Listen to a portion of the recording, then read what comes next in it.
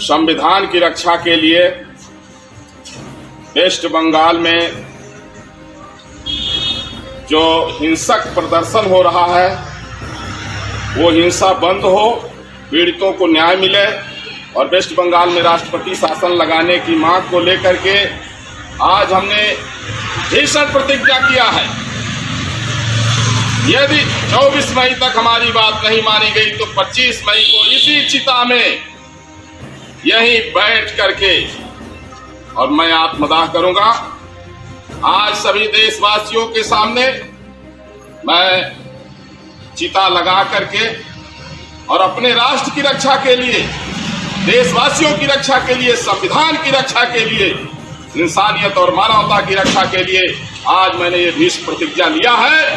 पश्चिम बंगाल में जिस तरह से चुनाव के बाद में हिंसा हुई है और वहां लाखों लोगों की हत्या हो रही है जो ममता बनर्जी सोची समझी रणनीति के तहत करा रही हैं और उसको छिपा रही हैं। जब वहां भाजपा अध्यक्ष जेपी नड्डा चुनाव के पहले गए थे तो उनके ऊपर हमला हुआ था और इसके बाद हिंसा के बाद में जब बीजेपी के विदेश मंत्री जब वहां पहुंचे तो उनके काफिले पर हमला हुआ। जब मंत्रियों के इतनी सिक्योरिटी के बाद उनके ऊपर हमला हो रहा है तो वहां आम पब्लिक की क्या स्थिति होगी। वो भी उन्होंने दावा किया कि पुलिस की मौजूदगी में उनके ऊपर हमला हुआ।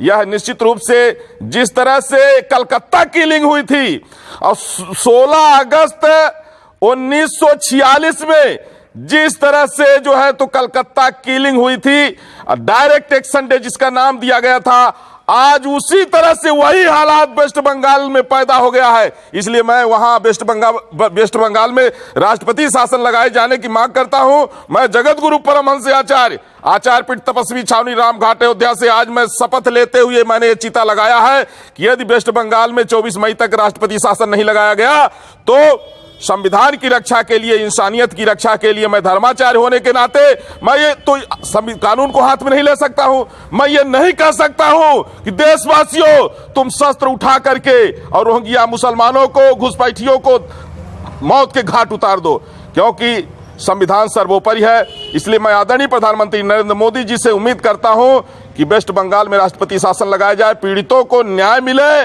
जिनका घर जला दिया गया है उनको घर बनवा के दिया जाए, जिनके यहाँ मौत हुई है कम से कम लोगों को 1 करोड़ रुपए पर मौत पर और एक सरकारी नौकरी दी जाए। और वहां के जो हालात हो गए हैं, ममता बनर्जी ने चैलेंज किया था खेला होबे, और जैसे ही जो है तो इलेक्शन जो है खत्म हुआ, खेला शुरू हो गया और वहां जो हुआ है वो कलकत्ता किलिंग की तरह है।